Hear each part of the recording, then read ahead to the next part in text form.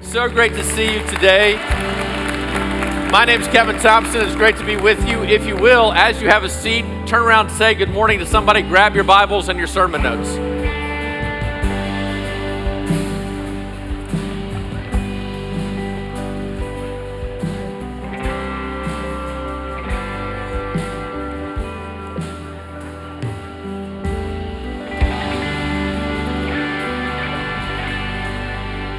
It's so great to be with you. We're going to be in Proverbs chapter 5. So if you have your Bibles, I hope that you do. You can turn there. And in just a moment, we're going to look there at actually the whole chapter of Proverbs chapter 5. So for some of you, it's a flash forward. So for some of you, it's a flashback. For some of you, it could be this weekend. But just imagine. Imagine that little baby that you held in your arms what feels like yesterday is now holding onto your arm. And you're walking the aisle. And no matter how slow you go, it's going way too fast. And your mind is being flooded with all these images. You remember hearing the words, I think we're pregnant. You remember feeling the kick on the belly. You remember the little girl crawling up into your lap with tears in her eyes and ripped holes in her blue jeans. You remember the scariness of sending her off to junior high because you remember what you were like whenever you were in junior high. You remember what it was like to hand her the keys and the trepidation that came with that, along with the higher insurance policies. You remember her going off to college. You remember the first time you heard this kid's name and you thought, really? And then you become more open to it, and you get to a point to where literally there's this guy there and a guy like me who's about to ask you the question, who gives this woman to be his bride? And in that moment, as you kiss her on the cheek and you shake his hand, that you have but a second, just enough for one line to whisper into his ear. If it's not a joke or a threat, what do you whisper? If you could just say one thing, what is it that you say in that moment? It's very possible that that's what Proverbs is. The book of Proverbs. It's written as a father writing to a son, and don't get caught up in the gender of that. There's a cultural aspect of what's going on here. It could very easily be a mother to a son or a father to a daughter, but it's written from a parent to a child at a moment in life in which that child is growing up and is about to launch out into the world. Maybe in the Jewish world, it's the age of 13. Maybe in our culture, it's when you hand them a set of car keys or they graduate high school or they're going off to college, or maybe when they're about to get married. But it's at a transitional moment in life in which the father recognizes that I'm not going to be alongside of you all the time. I can no longer tell you what to do. And so literally the book of Proverbs is written of, here's how life works. And now because of my love for you, I want to save you from maybe some of the mistakes that I've made. I want to save you from some of the mistakes other people have made. Now, I want to save you from the sorrows of life and to propel you towards success. That's what the book of Proverbs is all about. And so as we look at this today, we have to come at it from that context. This is not a stodgy old God trying to keep us from having fun. This is a loving, compassionate Father who actually cares for us more than we care for ourselves. And being our creator, he understands how this world works. And he wants us to experience the success and fulfillment and life. And yet, left to our own devices, if we're not very careful, we can make some very foolish choices and foolish decisions that will hinder and hurt us and others as well. And it's interesting to me. As we look at the book of Proverbs, we look at these things that can trip us up in life. The father encourages the son, hey, pursue after wisdom, not after wealth and fame like everybody else. Create within yourself a hearty work ethic. Beware of laziness and slothfulness. In the midst of a world that's careless about their words and thinks that words don't really matter, instead, be very careful about the words that you choose to speak and make sure that you're speaking life into people and not death. And yet in Proverbs chapter 5, actually 5, 6, and 7, right after Proverbs chapter 4, where in verse 23 we kind of get the thesis of the book, above all else guard your heart, for out of it flow the issues of life, we get 3 chapters on adultery. And, and now, the writer of Proverbs, probably Solomon, having his own family experience with this topic, now writes to his son and said, boy, if there's anything that can mess you up in life, it's this one. And something that literally is a hindrance to everything that you desire, it's this one. And so as a loving father writes to a son, he is pleading with him to make wise choices to protect him from wrecking his life and the lives of others. Let's read this chapter, Proverbs chapter 5. If your eyesight's good enough, you can read it on the bulletin. As you look at the bulletin, you'll get that. If not, you can read it on the screen. Proverbs chapter 5. My son, pay attention to my wisdom. Turn your ear to my words of insight, that you may maintain discretion and your lips may preserve knowledge. For the lips of an adulterous woman drip honey. Now, again, be careful with the gender here. This could just as easily say a father writing to his daughter or a mother to his daughter, for the lips of an adulterous man. Don't get caught up on the gender here. Get caught up on what's going on. For the lips of an adulterous woman drip honey, and her speech is smoother than oil. But in the end she is bitter as gall, sharp as a double-edged sword. Her feet go down to death, her steps lead straight to the grave. She gives no thought to the way of life, her paths wander aimlessly, but she does not know it. Now then, my sons, listen to me. Do not turn aside from what I say. And keep to a path far from her. Do not go near the door of her house, lest you lose your honor to others and your dignity to one who is cruel, lest strangers feast on your wealth and your toil enrich the house of another. At the end of your life, you will groan when your flesh and body are spent, and you will say, oh, how I hated discipline, how my heart spurned correction. I would not obey my teachers or turn my ear to their instructors. And I was soon in serious trouble in the assembly of God's people. So drink water from your own cistern, running water from your own well. Should your springs overflow in the streets, your streams of water in the public squares, let them be yours alone, never to be shared with strangers. May your fountain be blessed, and may you rejoice in the wife of your youth. The loving doe, a graceful deer, that may her breast satisfy. This is the text, this isn't me, don't worry. My apologies to my son sitting next to his mother right now. A loving doe, a graceful deer, may her breast satisfy you always, and may you ever be intoxicated with her love. Why, my son, be intoxicated with another man's wife? Why embrace the bosom of a wayward woman? For your ways are in full view of the Lord, and he examines all your paths. The evil deeds of the wicked ensnare them. The cords of their sins hold them fast. For lack of discipline they will die, led astray by their great folly. We want to begin with a very basic principle that until we all recognize this sermon is going to hit in a different way that's not intended. We are all sexual sinners. That's the concept of what it means to be fallen people in a fallen world. We have all fallen short of the glory of God, and the wages of sin is death. That is all of us. It's not saved for a few. It's not a comparison game you and I can play in which I can say, yeah, my wrongs aren't as bad as your wrongs, so you're a sinner and I'm not. We are all sinners, and beyond that, we are all sexual sinners. That's part of the point that Jesus makes in Matthew chapters 5, 6, and 7, where he takes many of the Old Testament commands. By the way, the command of adultery is twice in the 10 Commandments. Do not commit adultery, and then also do not covet your neighbor's wife. It's so serious, it's twice in the 10 Commandments.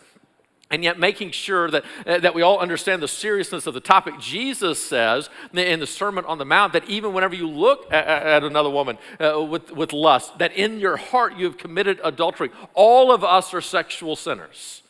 So whatever your experience is today, you have to enter into this text as that I am a fallen person that lives in a fallen world. I have past sexual sin. I likely have future sexual sin. And so this is in desperate need of God's grace at every moment. And yet what's interesting to me is that reality that we are all sexual sinners has caused some to begin to say, okay, then the idea of sin itself is wrong. We're just human beings. We are who we are. There's nothing we can really do about it. And so they would begin to say that the sexual ethic of the Bible, specifically the New Testament, is something that we should cast out, that it's actually the system itself that is broken, not we ourselves who are broken. And if we could change the system, then we would begin to flourish. How's that working out? Would we say that by and large, that as we remove a sexual ethic, as every person does what is right in their own eyes sexually, as we get rid of the institution of marriage, would we say that children are flourishing, that families are flourishing, that our intimacy and satisfaction in life is so much better than it's ever been? Are we going in the right direction when it comes to this issue? No. And so it's intriguing to me that even as we're trying to change the definition of marriage, of sexuality, change all the cultural mores of that there is still something deep within us that knows that when you commit your earthly life to another person, to step outside of that, physically or also emotionally, to betray that, it is not just wrong. It's destructive.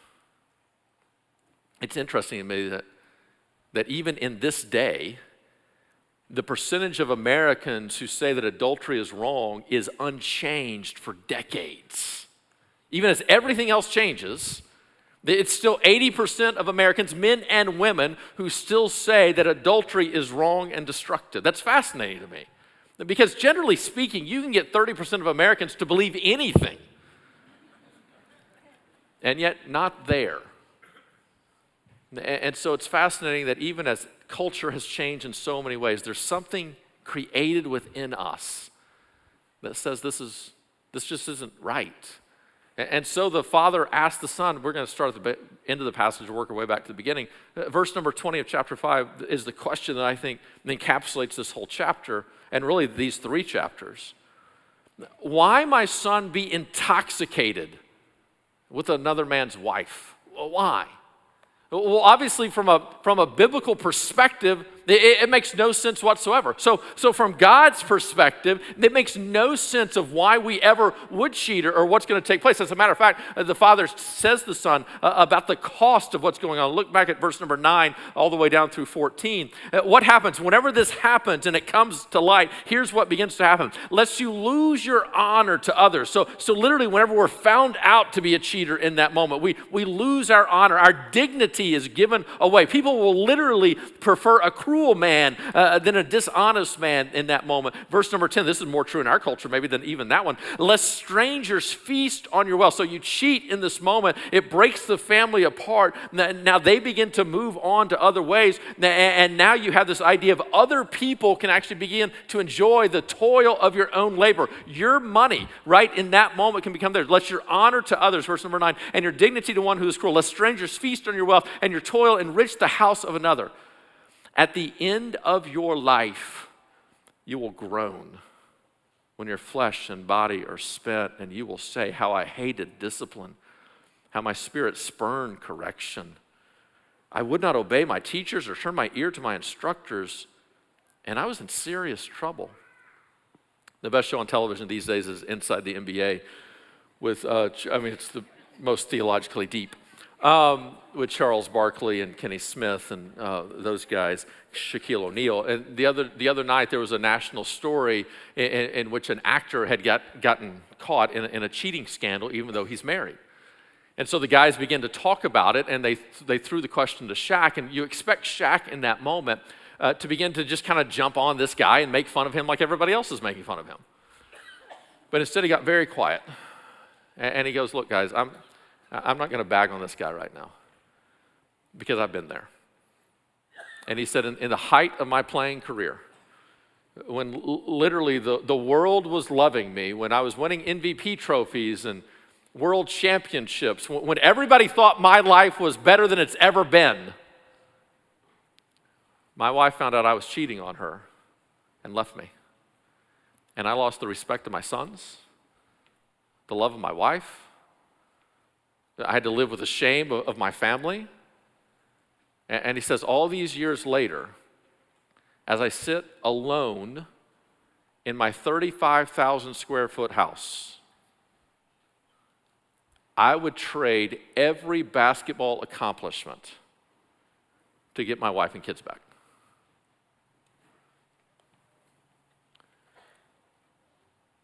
Proverbs 5:11, at the end of your life you will groan when your flesh and body are spent.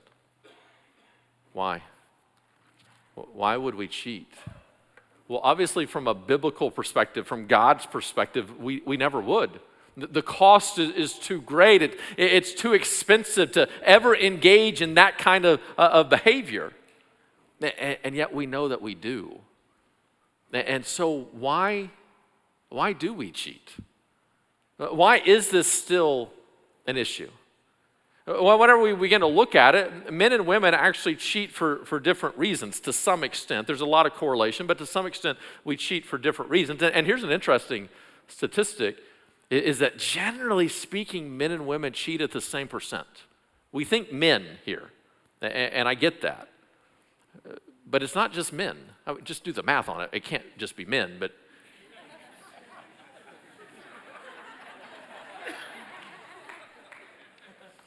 we think that. But it's interesting too, if you look at when people cheat, generally speaking, more women cheat in their 20s than men. More women cheat a little bit later when the kids are grown up. More men cheat when their kids are at home and during those years. But anybody can cheat at any time along the way. So why do women cheat? These are gross generalizations they're just generally true. So there could be exceptions. Women cheat for a variety of reasons, primarily for the lack of an emotional connection. So marriage is meant to provide this emotional connection in the same way that we're supposed to be in a relationship with God. He's supposed to know us, understand us, and love us. So in marriage, we're supposed to know and understand and love one another and to see one another. And it's very possible, especially as kids come along in the busyness of life, that you can start living these parallel lives and not nourish the emotional connection with one another. And men specifically sometimes struggle with this. Sometimes we don't even know that we have emotions, much less how to actually communicate about them. And so we can make the marriage all about providing for my own needs and just going through life. And then our wife's heart is actually dying and we don't even recognize it. And without an emotional connection, she is now starving for attention, for connection. Not for somebody just to say that she looks beautiful, but for somebody to actually look her in the eye. And she goes out into this world now starving.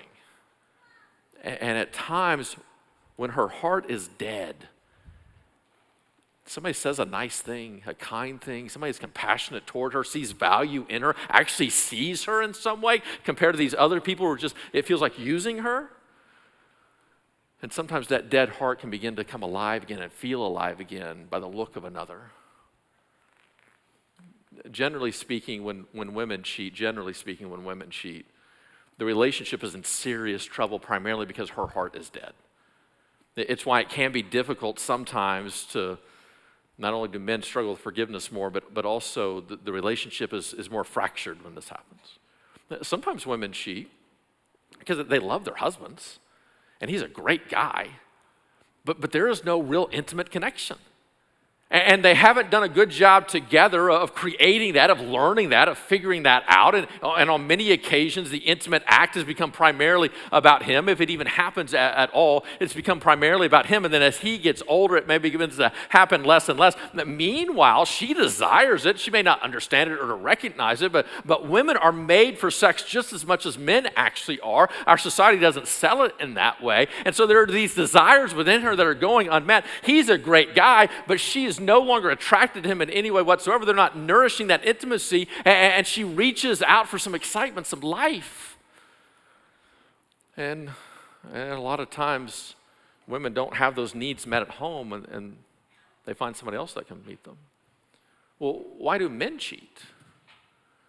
Well, men cheat sometimes for a lack of emotional connection as well. Men and women equally need that friendship in life. I think it was the last time I was here, I told you that a high percentage of women say the key to good intimacy is friendship, and that exact same percentage of men said the same thing. So if men aren't having an emotional connection, well, if they aren't seeing seen and valued and understood and loved, that same process, their heart can begin to die as well. Men also can begin to cheat because they don't feel wanted by their spouse. They just feel almost in some ways like a mule who just has to just go out and provide for the family, and they're not being valued now or wanted or desired or longed for. And now somebody else, another woman now, it gives a look that makes them feel like they are wanted, and there's a danger that's there. Men sometimes cheat in a way that some women don't, in that sometimes men cheat just because there's a lack of boundaries. It's a striking thing. If you ask women who have cheated, how's your marriage? They will, by and large, say, not good. Now, many will say, he's a good guy, I love him, I don't want to hurt him. But the marriage isn't good.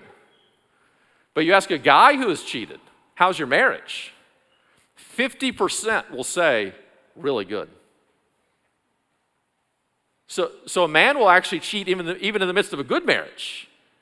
If he doesn't recognize, if he doesn't set healthy boundaries, if he doesn't recognize the needs within his own soul that no woman is meant to provide. That for a good number of men, pornography, sex in and of itself is just a poor desire at stress relief. And not knowing how to deal properly with stress, because we are sexually driven in many ways, and specifically if you grow up in the pornographic kind of world, you can begin to associate the two together, that I'm stressed, and so you reach out in pornography, you feel like it's not hurting anything, but it's actually rewiring your brain. And so we've begun to see actually some men, women as well, but primarily men, who actually can no longer be turned on by their wives, because they're feeding their brains on a daily basis this fake image that no woman can actually fulfill. And we've actually begun to see it among teenagers as well.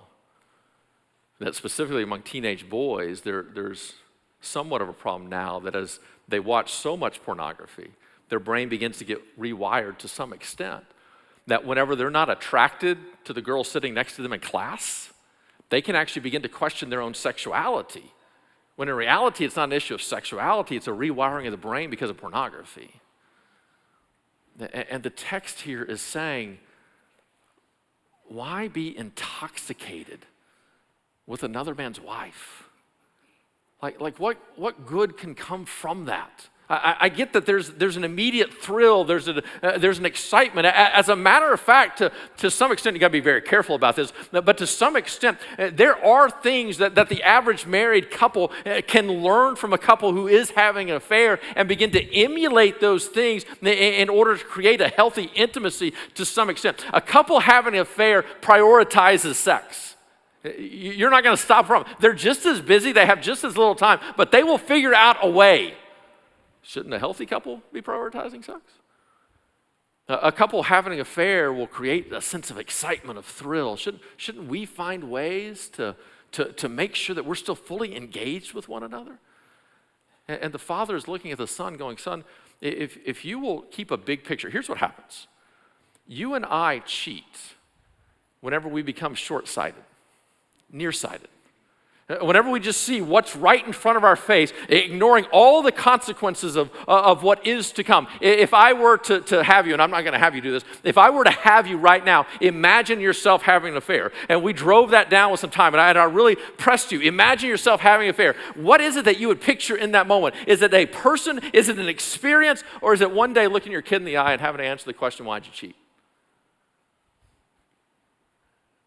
Being in the uncomfortable situation at your child's wedding of knowing him, it's a family photo. Am I in that or out? Having your grandkid's birthday party, and we got to have one at our house, that way they can have one at their house, because we don't all need to be in the same room. You see, that is just as much, if not more, of the experience of adultery as any intimate encounter might be. And yet the difference is one is in the near term and one is in the long term. And it is the method of our enemy. even as he did in the garden, to try to sell us what we can see in the moment. God's holding out on you, and to downplay the consequences of what is to come. And so it is, he slithers into our lives, and he begins to tell us, nobody's going to know, nobody's going to find out, it's not going to matter whatsoever. You can do this in this moment, it's going to meet these needs in this moment, but he never comes alongside of you and says, hey, how would you like to lose all the respect of your friends? How would you like to forever work the rest of your life trying to get back the dignity that you once had? And our enemy never pronounces that. And an aspect of wisdom, an aspect now of walking with God, is to have a godly perspective to where we don't just look at things in the immediate moment, but you and I have the discipline and the wisdom and the understanding to trust him that, hey, in the short term, this may not be the most fun thing, but in the long term, this is going to be far more worth it. And so the Father kind of gives us a pathway here. There's really kind of two different elements that the Father says to the Son. And notice when this is being written. Chances are this boy isn't even in a relationship yet. Proverbs chapter 5 is not written to somebody in the midst of an affair. Even though if you're in the midst of it today, this is conviction, and I hope things change by the end of the service. But this is primarily done as prevention. Affairs are far more prevented from the very get-go than stopped in the midst of it. It is far easier to make sure that there's not an emotional connection developing than it is to have that emotional connection already developed and then for you to cut it off. That's a very unlikely scenario. And so the Father's telling the Son, boy, before you've even gotten a relationship with a girl, here's what you need to do. And the first is to have a proper defense. Look at verses 3 through 6. For the lips of an adulterous woman drip honey, and her speech is smoother than oil. But in the end, she is bitter as gall. So get that long-term perspective.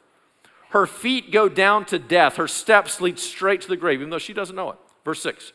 She gives no thought to her way of life. Her paths wander aimlessly, but she does not know it. Look at verse 7 and 8. Verse 8.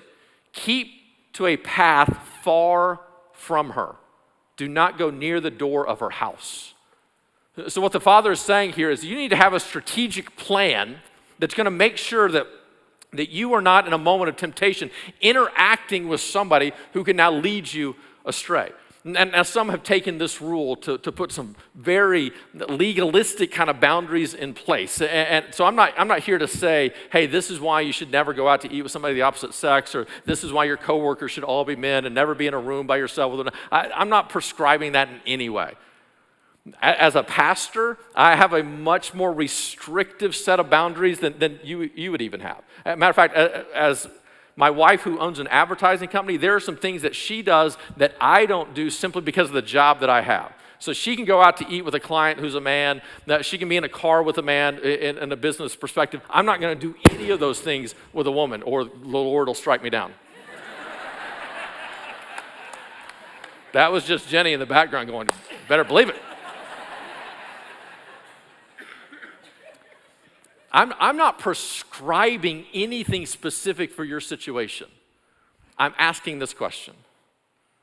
What are the boundaries that you and your spouse have put in place? All right, if you're not married yet, what are the boundaries that you have put in place? And what's the accountability around that?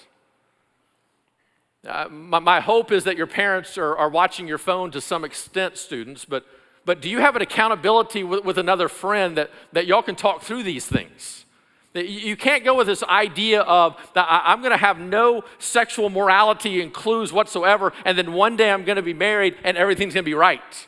It's a path of either you're pursuing sexual purity before marriage so you can pursue it in marriage, or if you're living sexually impure outside of marriage, chances are you'll be sexually impure inside of marriage. You start this now.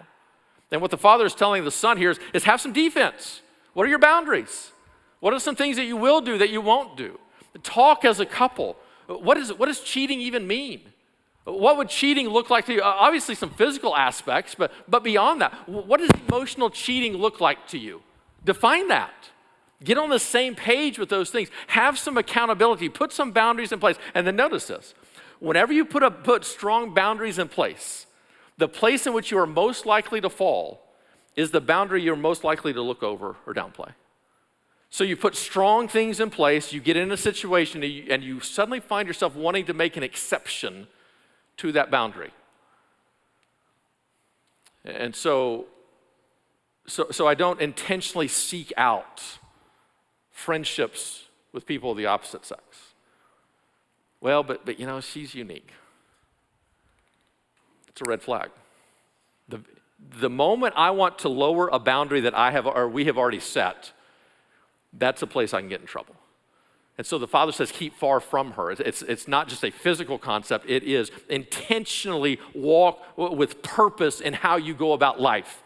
This is technology. These are relationships. These are conversations. Here's a boundary I can prescribe for you. Live a life of total transparency with your spouse. If you don't know your spouse's passwords, red flag. Something's going on. And you say, Kevin, you don't know what you're talking about. Oh, yeah? I'm the married life pastor at Bayside. I think I know about this topic. You give me a scenario. Why am I so fired up about this? You give me a scenario where it makes sense that your wife can't see your phone. I would love to hear. I'll give you the microphone right now. Live in transparency. Live in transparency with who you talk to, who you're with. If you're talking to somebody that your spouse doesn't know about and you find yourself hiding that from her, no, the text says keep far from that. Good defense. But notice there's also this idea of good offense. Verse number 15. Drink water from your own cistern. It's metaphor. Figure it out. Running water from your own well. Should your springs overflow in the streets and your streams of water in the public? No, is the answer to that. Let them be yours alone, never to be shared with strangers. May your fountain be blessed, and may you rejoice in the wife of your youth. Somebody needs to crochet this next verse and put it on a pillow. A loving doe and a graceful deer, may her breast satisfy you always. May you ever be intoxicated with her love. What he's saying in that moment is, son, you got to have good defense. But if you want to keep from this way of life, then an aspect of that is nourishing a healthy relationship with whoever becomes your spouse. And chances are he's not even there yet. But you walk in it with that mindset that we're going to go through this together and we're going to create this emotional connection. We're going to see each other and love each other and forgive each other and be one with each other. And we're going to nourish that on a daily basis. That we're going to be good partners with one another. We're going to make life easier for one another. Where the last thing you would ever want to do is run the risk of losing my help in your life. And then we're going to create this intimacy that is unique to us, whatever that looks like to us, to not let outside perspectives enter into it, but together we're going to learn and grow and figure it out. And it's going to be mutual. It's going to be about both of us. It's not just going to be solely about him and his pleasure. We're going to figure out God created you to enjoy intimacy as well. How can we create that in a meaningful way to where both of us are satisfied? And yet, think about this. In this world, there is no way. There is no way I want to launch Jenny out into this world and her emotional needs being unmet. It's a hard world. I need to be there. I need to see her heart. Never providing for her what only Jesus can, but being the closest thing I can to that, to being her friend and being with her in this life. I don't want to send her out into a world in which she is so dehydrated from compliments that if any guy tells her you look beautiful, she thinks to herself, I haven't heard that in forever. I want it, seriously. I remember when Ella, so my 17-year-old is here, Ella has Down syndrome, and I remember when Ella was 12 or 13, then she would walk into church and somebody would say, you're pretty, and she'd go, I know. It's all she had ever heard. It wasn't a shock to her. You're just figuring that out?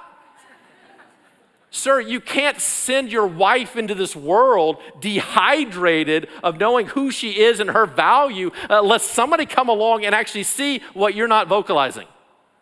You can't send your husband into this world unwanted and undesired and then be surprised if somebody actually gives him attention.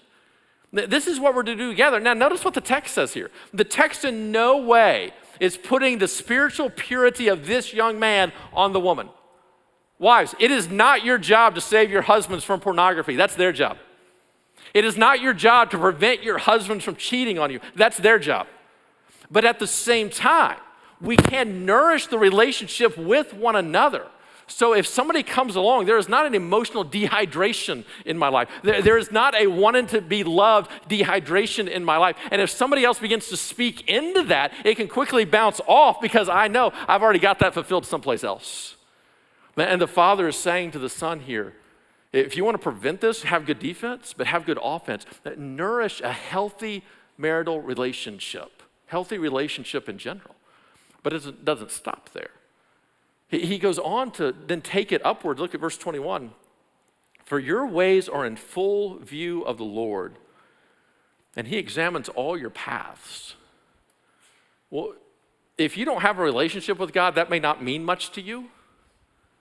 But if you have a healthy relationship with God, the last thing you would ever want to do is to treat his grace cheaply by brazenly and foolishly standing in desperate need of it again because of your own foolish choices. And so there is an aspect within this that if you and I will begin to nourish our identity in Jesus, the compliment of another woman won't mean nearly as much. If we find value and purpose in who God called us to be, if we have that secure attachment with God and others, it will begin to maybe change aspects of our own upbringing to where we won't need to click on that link nearly as much, to where we won't be searching out the approval of others, all because we have found this value in Jesus. I want to speak just for a moment to those in the room who may not be a Christian. And you might think to yourself, man, this Christian stuff is so old. I don't think it really works in this world anymore. So many rules and regulations, and maybe you're here just because a friend of yours was getting baptized. Man, that's being a great friend, thank you. But let me ask you this question. You think adultery is right? You think it's morally neutral or even good? My guess is no. My guess is you understand the consequences that come from it. Have you ever noticed, I said this the last time I was here, have you ever noticed that you have a couple in their 90s rocking out their final decade on the porch at a nursing home? Nobody ever looks at them and go, wow, what pity. Think about all the people they could have slept with and chose not to. Random thought. You think they're ever rocking there in their late 90s going, man, I wish I would have cheated on her. It would have been a more fun life. No. So have you noticed something? That even if you're not a Christian, have you recognized how the Bible makes more sense of what you know to be right and what is true than what the world does? You know, a couple of weeks ago, it was all in the headlines about a Grammy performance that was demonic. All the headlines. Did you pay attention to what the song was about? Sam Storms was singing a song that is of a son singing about his father's adultery. And he is saying that's demonic. And we would agree. Because there is such pain down that road that it would be cruel of God not to give a warning, not to preach a sermon before you walk down that destruction. And so if you're not a Christian today, I want you to recognize you're already starting to think like one. Because you already agree that the Christian sexual ethic is far better than the world's sexual ethic. And it makes me wonder this. If God is right about sex, what else is he right about? He might be right about you. And what he says about you is that you are good. Created in the image of God, you are good. Worthy, valued, no matter what anybody else has said about you. But you're also fallen, sin-filled, because of the sin of our first parents. And so that begins to explain, how can I do good things and bad things? How can I have good desires and bad desires? How can, even with the best of intention, I have negative consequences of my own choices? And it all begins to make sense.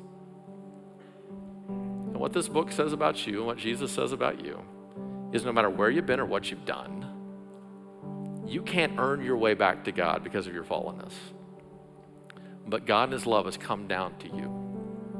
And so even if you've walked that path of destruction and your life is falling apart at this moment, and she just found out, or he just found out, and the kids found out, and your in-laws found out, and it is chaos,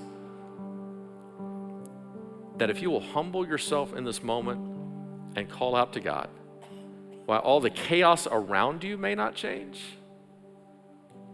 what's going on inside of you and the promise of eternity will. And literally the joy you saw in that tub just 45 minutes ago can be the joy in your heart, even in the midst of all the destruction. That's the goodness of God. What would you say as you kissed your daughter and as you shook his hand?